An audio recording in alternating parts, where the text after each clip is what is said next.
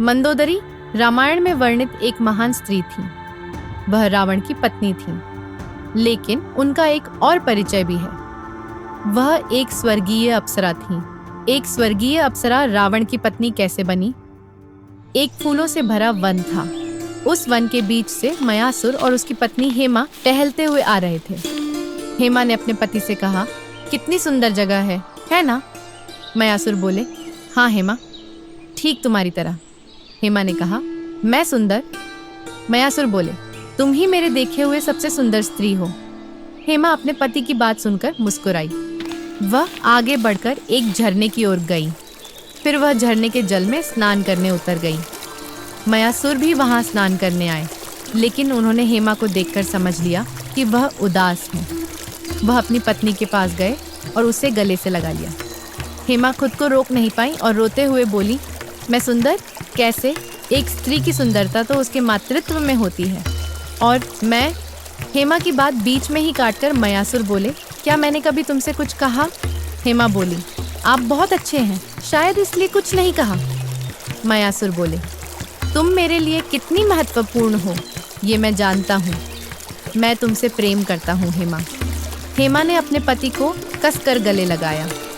मयासुर उसके सिर पर हाथ फेरते हुए बोले, तुम गर्भवती हो या नहीं, तुम मेरी पत्नी हो। कोई भी कभी तुम्हें मुझसे छीन नहीं सकता हेमा। तुम क्यों नहीं समझती ये बात? हेमा बोली, एक बात कहूँ? मयासुर बोले, कहो। हेमा बोली, वो आर्षि कह गए थे कि हमें तपस्या करनी होगी, लेकिन अगर फिर भी हमें संतान न हुई तो? हेमा रोते हुए बोली, तो मैं शायद जी नहीं पाऊंगी। मयासुर बोले, ठीक है, तो फिर मेरी मृत्यु तुम्हारे पहले हो। हेमा ने हाथ से मयासुर के होंठ दबा दिए। वह अपने पति से बोली, आप ये क्या कह रहे हैं? मयासुर बोले, जो कहा ठीक ही कहा। आज इस प्रकृति के बीच तुम मुझे एक वचन दोगी। हेमा बोली, कैसा वचन? मयासुर ने हेमा का हाथ पकड़कर कहा, अगर तपस्या के बाद हमें संतान हुई तो अच्छा, लेकिन अगर नहीं हुई तो तुम मन छोटा नहीं करोगी और कभी फिर ऐसा कुछ नहीं कहोगी। हेमा की आंखों से आंसू बहने लगे। धीरे से बोली, ठीक है, मैं आपको वचन देती हूँ। वे दोनों एक दूसरे को गले लगा लेते हैं। इसके बाद स्नान करके वे बाहर आते हैं। मयासुर कुछ फूल तोड़कर हेमा के जूड़े में सजाते हैं। वह हेमा से कहते हैं, चलो तपस्या का समय हो गया है। हेमा सिर हिलाकर सहमति देती है। इसके बाद वे एक पर्वत की चोटी पर बैठकर तपस्या करने लगते हैं। वे दोनों ही संतान प्राप्ति की आशा में कठोर तपस्या करते हैं। उसी तपस्या के दौरान वे अचानक किसी के रोने की आवाज़ सुनते हैं। उनकी तपस्या भंग हो जाती है। हेमा मायासुर से कहती हैं, यह रोने की आवाज़ कहाँ से आ रही है?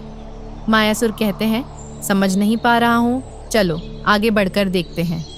हेमा कहती हैं, लेकिन जाना क्या ठीक होगा? अगर कोई खतरा हुआ तो? मायासुर कहते हैं, बात तो सही है, लेकिन कोई इस तरह रो रहा है, जरूर वह किसी संकट में है। मुझे लगता है हमें वहां जाना चाहिए। हेमा सहमति जताती है। फिर वे दोनों आगे के रास्ते पर बढ़ते हैं। वे चारों ओर देखते हैं, लेकिन उन्हें कोई दिखाई नहीं देता। लेकिन रोने की आवाज़ बंद नहीं होती। वे खोजते रहते हैं।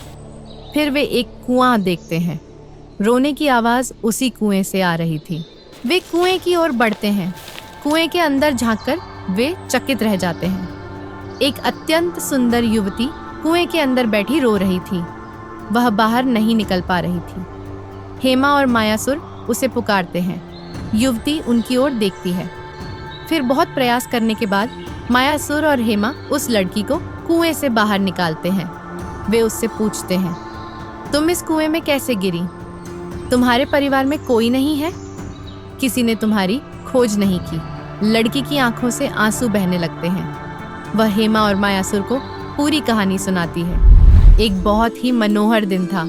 उस दिन भगवान महादेव कैलाश पर्वत पर ध्यान मग्न थे, और दूसरी ओर एक स्वर्गीय अप्सरा माधुरा एक सुंदर बगीचे से होकर गुजर रही थी। उनके शरीर पर फूलों के आभूषण थे। वह उस बगीचे से फूल इकट्ठा करते हुए आगे बढ़ रही थी। उन्होंने सोचा कि वे महादेव से मिलेंगी। इसके बाद वह कैलाश पर पहुंचती हैं। वह महादेव के सामने जाकर खड़ी होती हैं, लेकिन महादेव उनकी ओर ध्यान नहीं देते। वह महादेव के सामने जाकर बैठती हैं। वह अपने हाथों के फूल महादेव के चरणों में अर्पित करती हैं। फिर भी महादेव का ध्यान भंग नहीं होता। इसके बाद माधुरा महादेव के सामने बैठकर एक तक उन्हें निहारती रहती है, लेकिन फिर भी महादेव आंखें नहीं खोलते। तभी अचानक महादेव को पायल की आवाज सुनाई देती है। कोई उनकी ओर आ रहा था। यह पायल की आवाज महादेव को जानी पहचानी लगती है। जैसे ही वह आंखें खोलते हैं, वह चौंक जाते हैं। वह खड़े हो जाते हैं। उनके सामने माँ पार्वती खड़ी थीं। वह रो रही थी। माँ पार्वती की आंखों से आंसू बह रहे थे। महादेव अपने पास देखते हैं। उनके पास बैठी थी वही सुंदर अप्सरा माधुरा।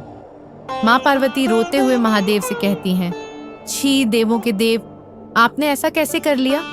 महादेव पार्वती को गले लगाते हुए कहते हैं, तुम रो क्यों रही हो? पार्वती खुद को पीछे हटाते हुए कहती है, आपने मेरी अनुपस्थिति में इस स्त्री के साथ, छी। महादेव माधुरा की ओर देखते हैं। उधर पार्वती की आंखों से आंसू गिरते रहते हैं। महादेव कहते हैं, पार्वती मेरी बात सुनो, मैं तो ध्यान में लीन था, तुमने ही तो मेरा ध्यान भंग किया। पार्वती नाराज होकर कहती है, ओह तो यही बात है, आपको सच में कुछ भी समझ में नहीं आया। महादेव कहते हैं, नहीं, तुम्हारी पायल की आवाज से ही मेरा ध्यान टूटा।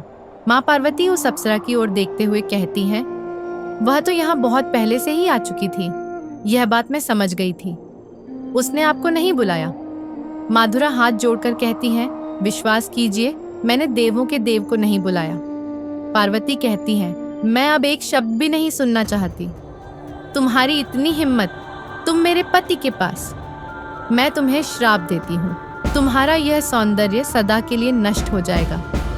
तुम एक मेंढक बनकर अंधेरे कुएं में निवास करोगी। मधुरा रोते हुए कहती है, मुझे क्षमा कर दीजिए, क्या मैं कभी अपना रूप वापस नहीं पा सकूंगी?